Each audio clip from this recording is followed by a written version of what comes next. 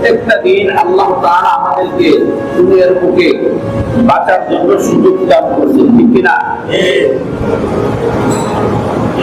এই বছরের পর বছর, মাসের পর মাস, সপ্তাহের পর সপ্তাহ, দিনের পর দিন, রাতের পর রাত, ঘন্টার পর ঘন্টা, মিনিটের পর মিনিট, সেকেন্ডের উপর সেকেন্ড আল্লাহ তাআলা আমাদেরকে দুনিয়ার বুকে বিরাজ করার তৌফিক দান করছে, ঠিক কিনা? এটা আল্লাহ তাআলার বিশেষ এক নিয়ামত। এটা আমাদের জন্য বড় এক নিয়ামত। আল্লাহ রাব্বুল আলামিন তার কালামের সূরা ফুরকানের 62 নম্বর আয়াতের ভিতরে বলেন, وهو الذي جعل الليل والنهار خلفة لمن أراد أن يذكر أو أراد شكورا। আল্লাহ রাব্বুল আলামিন রাত এবং দিনকে পরস্পরের দাবি করে সৃষ্টি করিয়াছেন। অর্থাৎ রাত যাচ্ছে, দিন হইতেছে, দিন শেষে আবার রাত আসতেছে। এরকম ভাবে পরস্পরে অনুগামী করে আল্লাহ রাব্বুল আলামিন সৃষ্টি করেছেন। লিমান আরাদা আইয়াযাক্কারা আও আরাদা শুকুরা। কেন সৃষ্টি করেছে? মানুষ যেন ইহা থেকে উপদেশ গ্রহণ করতে পারে। আইয়াযাক্কারা আও আরাদা শুকুরা, এবং মানুষ যেন ইহা থেকে শুকর গুজার করতে পারে, শুকরিয়া আদায় করতে পারে। কেমন উপদেশ গ্রহণ করা? কেউ যদি তার আল্লাহর দেওয়া ব্রেন দ্বারা যদি কোনো ব্যক্তি চিন্তা করে, আমরা তো সকালবেলা উঠতেছি, সূর্য পূর্ব আসমানে উঠতেছে, নিশ্চয়ই এর পিছনে কোন মহা এক শক্তি আল্লাহ রাব্বুল আলামিনের হাত হয়ে আছে। এটা থেকে শিক্ষা নেওয়া যে প্রত্যেক দিন সকাল কিভাবে হয়, আবার সেই সকাল গড়িয়ে দুপুর হয়ে আবার সন্ধ্যা হয়ে সূর্য অস্তে চলে যায়, আমাদের দৃষ্টিকোণ থেকে বাহিরে চলে যায় সূর্য, আবার রাতের আধার নেমে আসে। কোথা থেকে আসে এই সূর্য? কিংবা এই সূর্যকে আবার আমাদের দৃষ্টির কাছ থেকে সরিয়ে দেয়, অন্ধকারে পরিণত করে দেয় কোন এমন শক্তি? যদি কেউ এই বিষয়টা চিন্তা করে, অবশ্যই এই রাত আর দিন তার জন্য উপদেশ হয়ে যাবে। আরাদা শুকুরা, আর যদি কোনো ব্যক্তি ভাবে যে কিভাবে রাত হচ্ছে, কিভাবে দিন হচ্ছে, এটা মহান আল্লাহ রাব্বুল আলামিনের দান, তাহলে নিশ্চয়ই সেই মুমিন বান্দা, সেই মুসলমানের হৃদয়ের ভিতরে একটু হলেও সূচনা দেখবে যে আমি মহান রবের শুকর গুজার, ঠিক কিনা?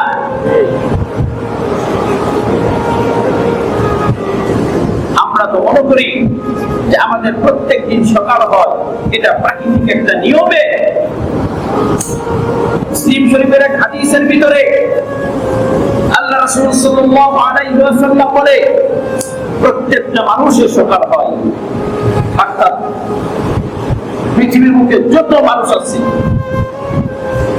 কথাগুলো মনোযোগ সহকারে শুনেন,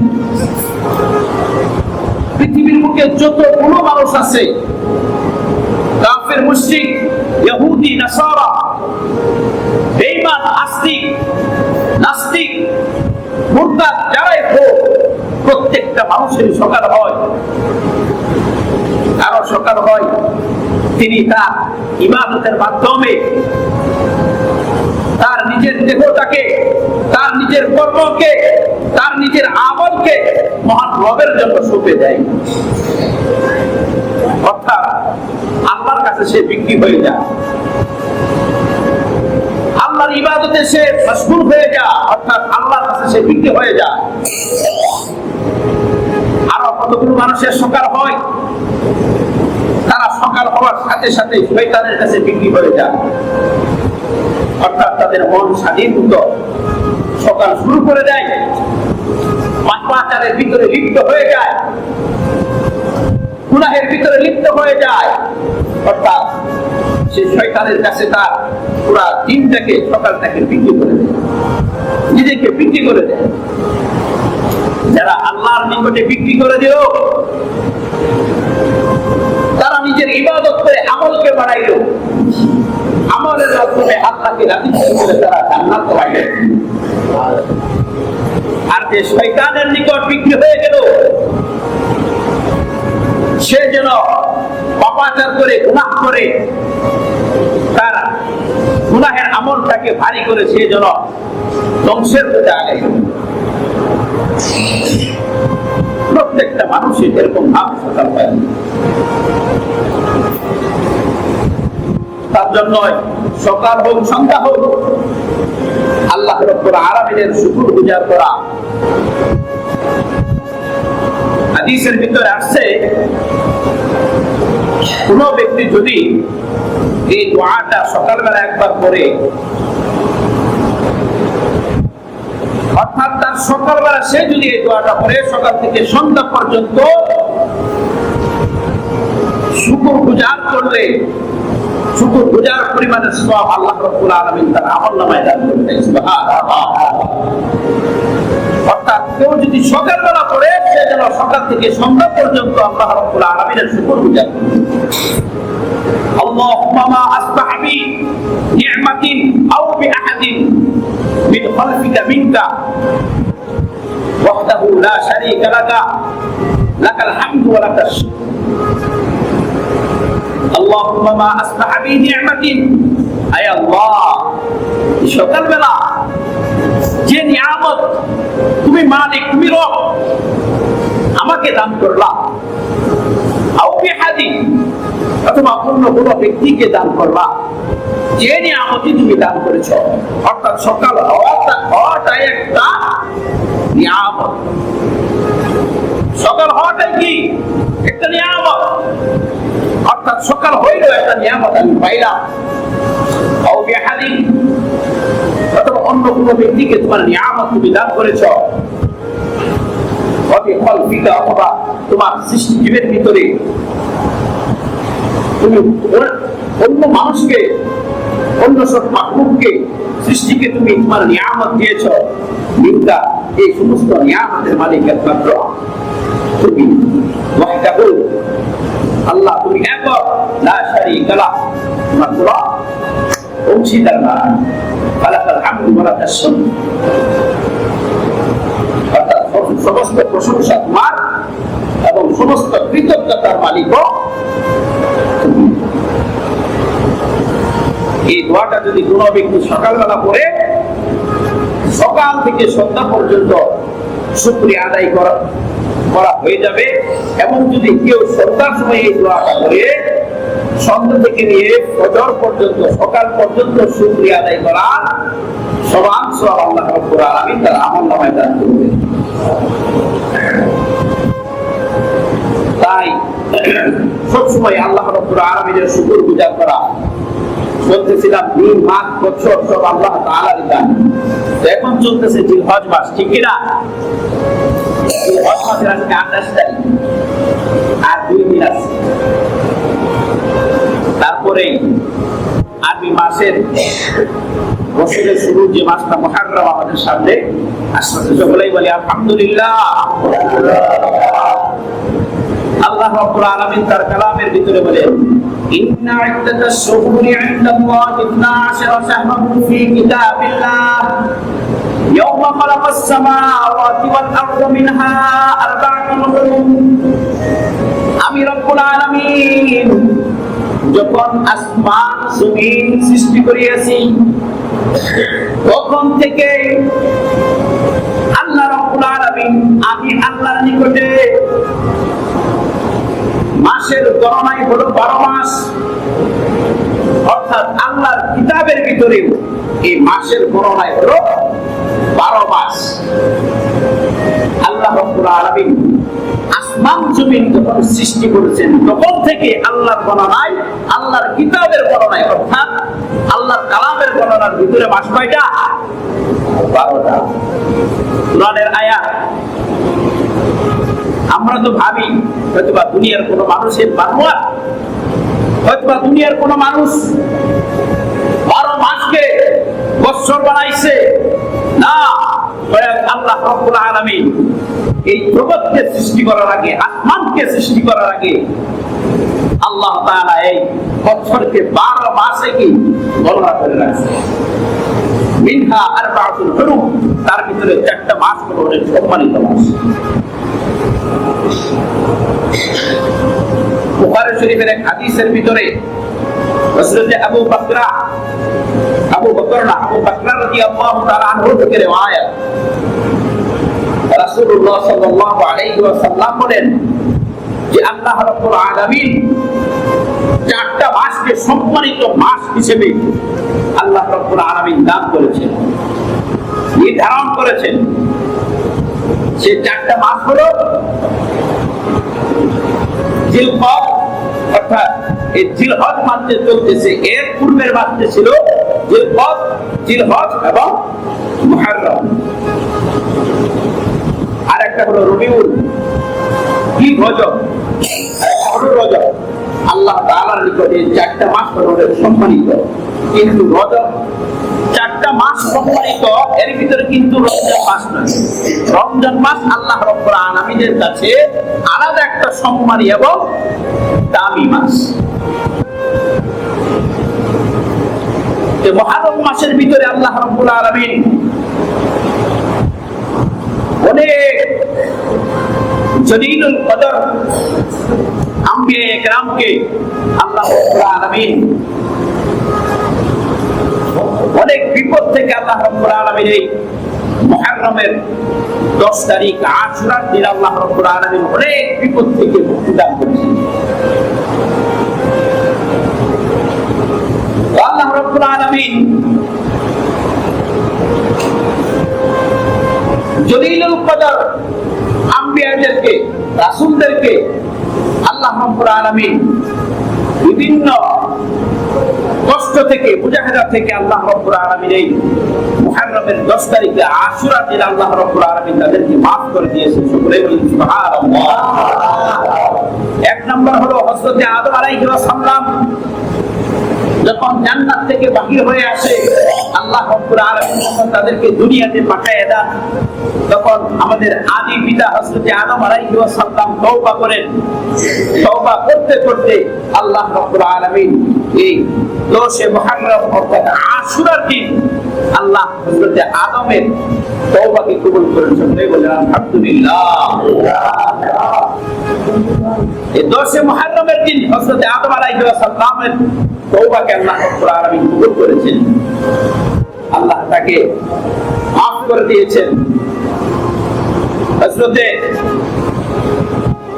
ইব্রাহিম আলাইহিস সালামের জন্ম হয় এই 10 মুহররম আশুরার দিনে।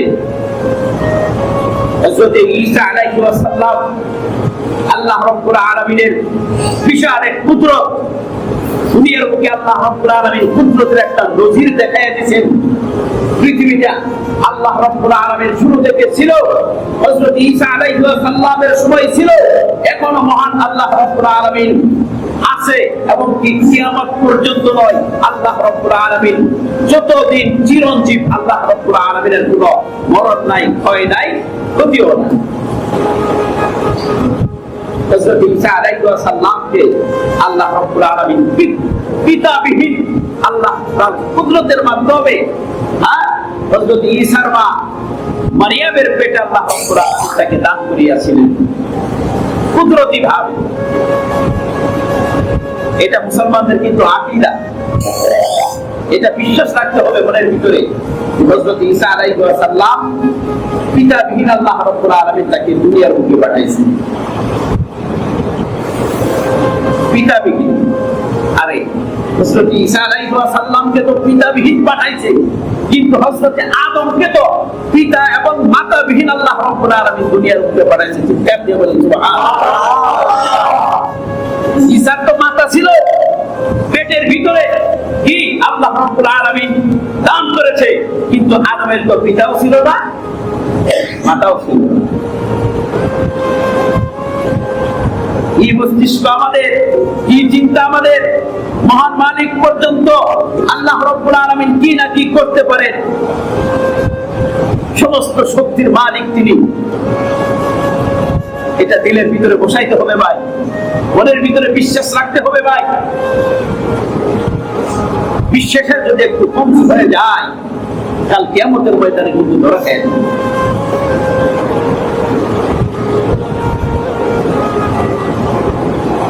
দশে মুহররমের দিন হযরত ঈসা আলাইহিস সালামের পৃথিবীর ভিতরে আগমন ঘটে।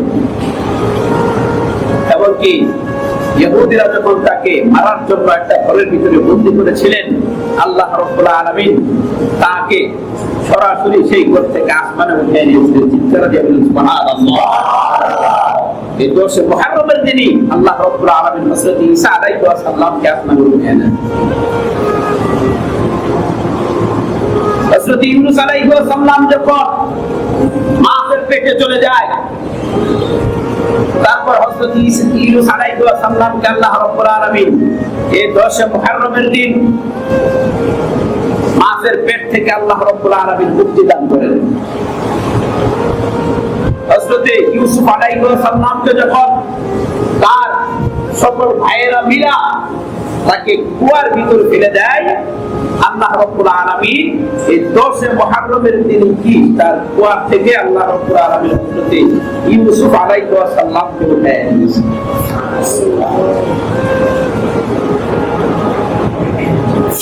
হযরত ইউসুফ আলাইহিস সালাম যখন ছিল না, তখন তার পিতা ইয়াকুব কাঁদতে কাঁদতে সন্তান হারা হয়ে এমন কান্না করেছে।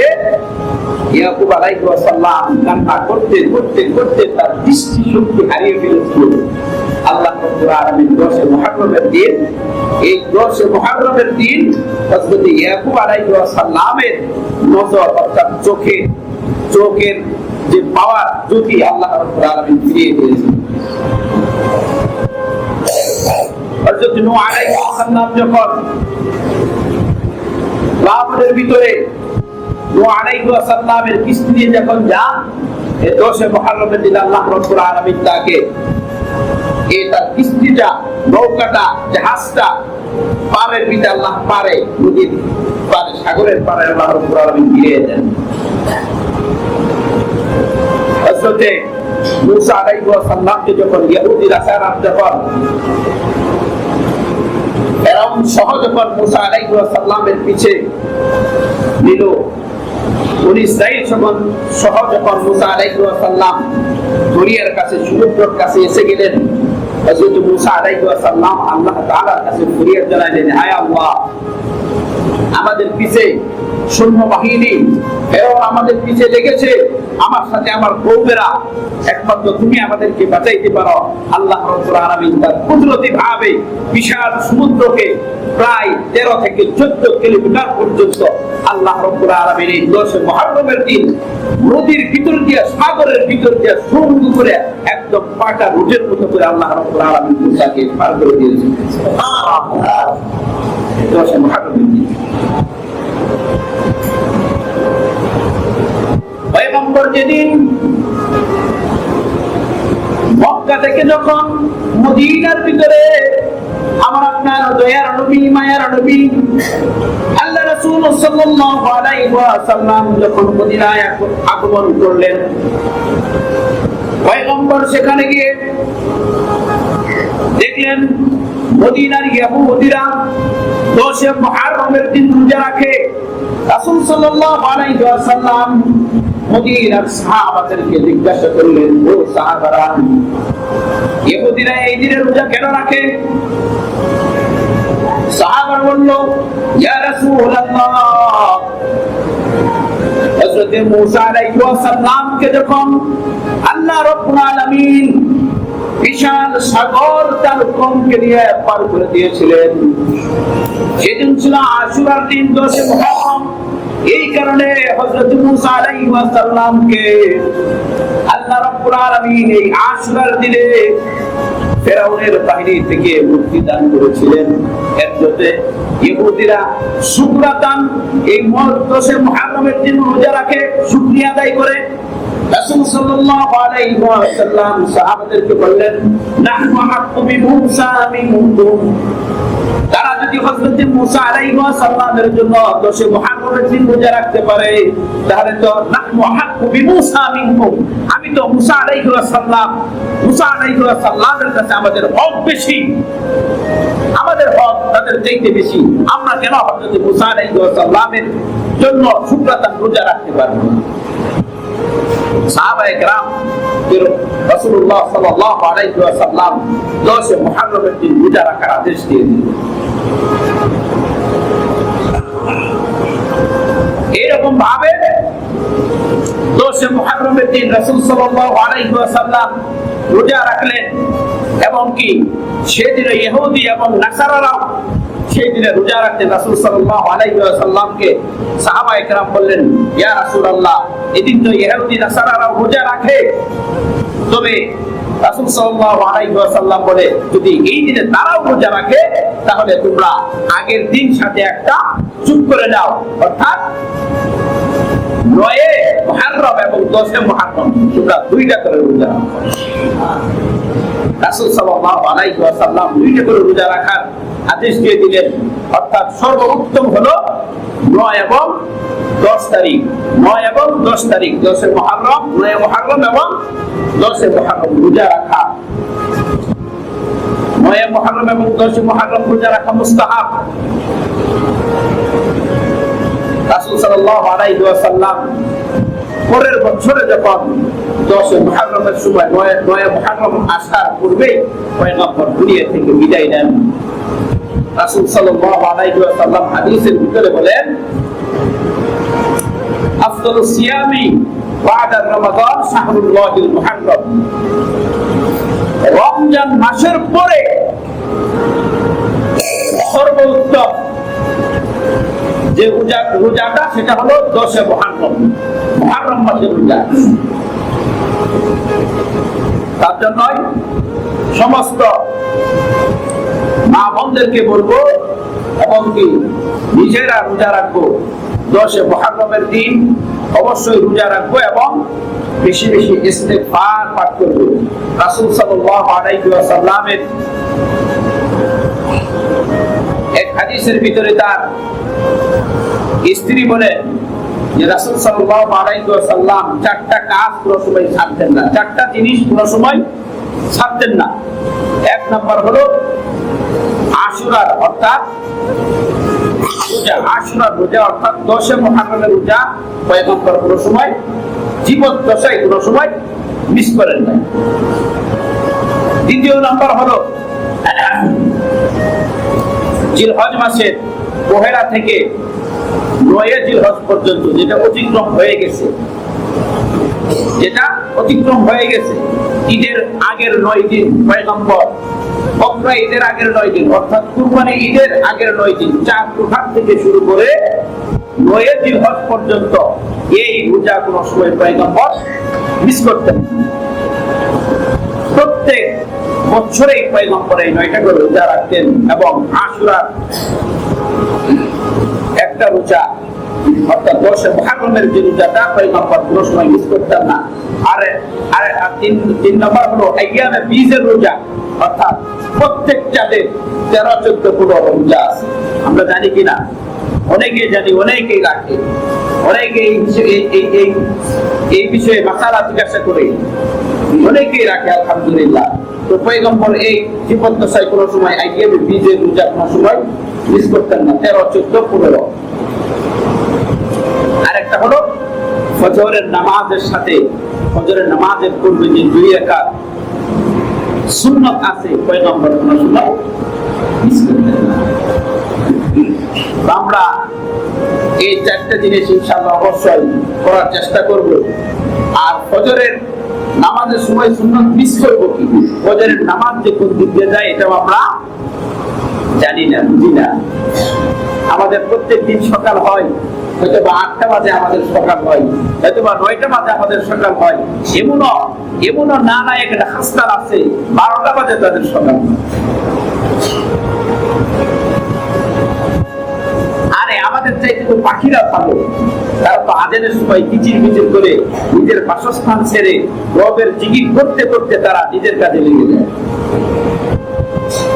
আমি আর আপনি 10টা 11টা বাজে যাই, কিন্তু আল্লাহ হুকুম তো দূরের কথা, নিজের কাজ পর্যন্ত ভুলে যায়। প্রত্যেকটা সকাল তো হওয়া চাই আল্লাহ রাব্বুল আলামিনের কালাম তেলাওয়াত করে। প্রত্যেকটা সকাল তো হওয়া দরকার আমাদের ফজরের সালাত জামাতের সহিত আদায় করে মসজিদ থেকে বাহির হব।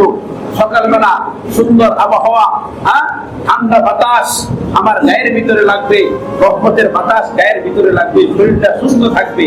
কিন্তু আমি আর আপনি কত বড় বদনসিব আর কপাল পোড়া, সেই সকালবেলার হাওয়া তো দূরের কথা, যখন পরিবেশ ঠান্ডা হয়ে যায়, সমস্ত মানুষ যখন গুনাহের ভিতরে লিপ্ত হয়ে যায়, যখন গুনাহের পরিবেশ চতুর্দিক দিয়ে ছড়িয়ে যায়, তখন আমি আর আপনি ঘর থেকে বাহির হয়ে সমস্ত গুনাহের বাতাস আমাদের শরীরের গায়ের ভিতরে লাগে, ঠিক কিনা? কত বছর হয়ে গেল এরকম মানুষ আছে সকালবেলা সুন্দর পবিত্র হাওয়া, গুনাহের হাওয়া না, সমস্ত পাপাচারেরা চুরি করে, যারা চোর তারা চুরি করেও কি ফজরের আগে উঠতে ঘুমায় যায়, ঠিক কিনা?